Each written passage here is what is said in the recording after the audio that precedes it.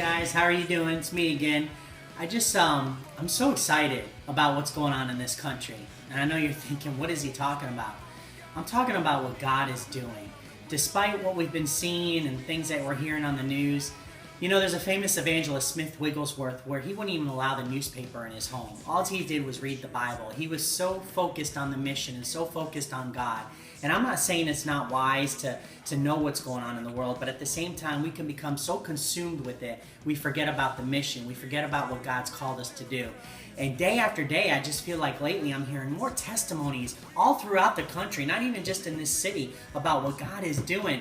I mean, God has opened the door to some of my family members. I have one family member I just met for the first time about 3 months ago. I introduced her to God, and she has been, she's not even plugged into a church yet, but she's been pursuing the Word, she's been pursuing God, and she is so excited, and God has been doing great things in her life, and I'm just so blessed because of it.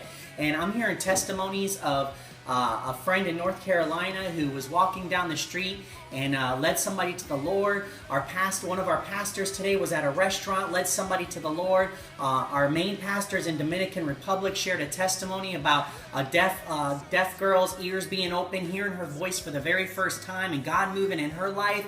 And this is all in different areas.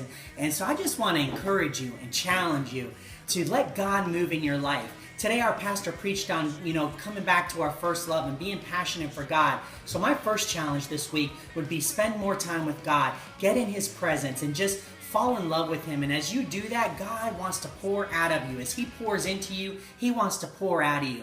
My second challenge is to just be a blessing to somebody this week. Buy somebody a cup of coffee. Go through the drive-thru. Pray for their meal. Tell somebody thank you or have a great day. Find a way to love somebody. I'm reminded when I went into Starbucks a few months ago and bought somebody's coffee and how thankful she was, and she began to share that she had been so stressed because she's battling cancer. So we got to pray for her, encourage her in healing, and just love on her, and she was so blessed by that. She kept going on about it, and that's what God's called us to do, to just live life in this city, to bring life to your city. And I want to challenge you, bring life to your city.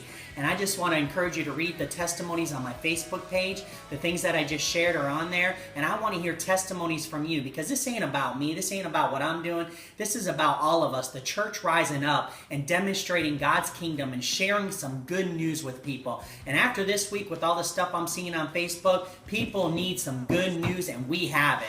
Love y'all. From out across the nations, we need to wake up and understand. Many hurting hearts are crying, but our voices seem to be dying.